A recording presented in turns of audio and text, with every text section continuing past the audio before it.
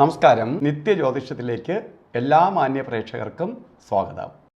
ഇന്ന് 2025 ഏപ്രിൽ മാസം 10-ാം തീയതി, 1200-ാം ആണ്ട് മീനമാസം 27-ാം തീയതി വ്യാഴാഴ്ച. ഇന്ന് വ്യാഴാഴ്ചയാണ്. വ്യാഴം എന്ന് പറയുമ്പോൾ ഭഗവാന്റെ ദിവസമാണ്, ഗുരുവിൻ്റെ ദിവസമാണ്. ഗുരുവിൻ്റെ ദിവസത്തിനുള്ള പ്രാധാന്യം ലക്ഷം ദോഷം ഗുരുഹന്തി. ലക്ഷം ദോഷമുണ്ടെങ്കിലും ഗുരു മാറ്റിത്തരും. അപ്പോൾ ഗുരുവിൻ്റെ ദിവസമാണെന്ന് മാത്രമല്ല, ഇന്നത്തെ നക്ഷത്രവും പൂരം നക്ഷത്രം നല്ല നക്ഷത്രമാണ്. ഐശ്വര്യപ്രദമായ നാള്, നല്ല ദിവസം, എല്ലാം ഒത്തു വന്നിരിക്കുന്ന ഒരു ദിവസമാണ്. രാവിലെ എണീറ്റ് സന്തോഷത്തോടു കൂടി ഓരോ കാര്യങ്ങൾക്ക് ഇറങ്ങണം. പ്രത്യേകിച്ച് ധനകാര്യങ്ങളുമായി ബന്ധപ്പെട്ട് നിൽക്കുന്നവർ, ധനപുഷ്ടിക്ക് വേണ്ടി വല്ല ലോണിനോ മറ്റേതെങ്കിലും സാമ്പത്തിക കാര്യങ്ങൾക്കോ ഒക്കെ ഇറങ്ങാൻ ആഗ്രഹിക്കുന്നവർക്ക് ഈ ദിവസം വളരെ അനുകൂലപ്രദമാണ്. അതുപോലെ ഇന്ന് ബർത്ത്ഡേ വന്നിട്ടുള്ള പൂരം നക്ഷത്രം, അതായത് മീനമാസത്തിലെ പൂരം നക്ഷത്രം ബർത്ത്ഡേ ആയിട്ട് വന്നിട്ടുള്ളവർക്ക് ഒരു വർഷത്തെ ഫലത്തെ ചിന്തിക്കേണ്ടതാണ്. വാർഷിക ഫലത്തെ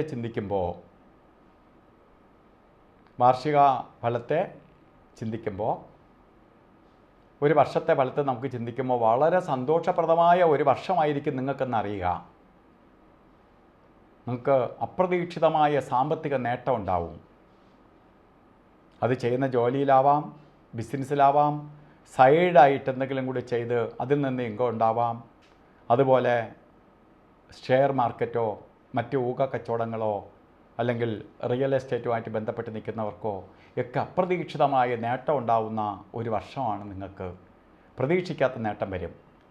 പ്രതീക്ഷിക്കാത്ത നേട്ടം എന്ന് പറയണമെന്ന് വെച്ചാൽ, നമ്മൾ ഒരു മാർഗത്തിലൂടെ നമുക്ക് വരുമാനം വന്നുകൊണ്ടിരിക്കണം, അതല്ലാതെ മറ്റൊരു മാർഗത്തിലൂടെ കൂടെ പൈസ വരുന്നതിനെയാണ് അപ്രതീക്ഷിത നേട്ടം എന്ന് പറയണേ. അതുകൊണ്ട് എന്ത് കാര്യത്തിന് വേണോ ഇറങ്ങിക്കൊള്ളുക. നിങ്ങൾക്ക് ഈ ഒരു വർഷം വളരെ ഭാഗ്യദായകമായി തീരും എന്നുള്ളതിന് സംശയം വേണ്ട. അതുകൊണ്ട് നിങ്ങൾ എന്ത് ചെയ്യണം? ആ സമയത്തെ കളയാതിരിക്കുക, ഉപയോഗമാക്കി മാറ്റുക. അപ്പോൾ അതിനു വേണ്ടി പ്രയത്നിക്കണം എല്ലാവർക്കും. അതുപോലെ ഇന്ന് ഓരോ കാര്യം നല്ല സമയമാണ് എല്ലാവർക്കും എന്ന് ഞാൻ പറഞ്ഞു. ബർത്ത്ഡേ വന്നിട്ടുള്ളവരുടെ കാര്യം മാത്രമല്ല, എല്ലാവർക്കും കൊള്ളാം. എങ്കിലും ഓരോ കാര്യത്തിന് ഇറങ്ങുമ്പോഴും നമുക്ക് രാഹുകാല സമയം നോക്കി വേണം യാത്ര തിരിക്കാൻ. 1:57 തൊട്ട് 3:29 വരെ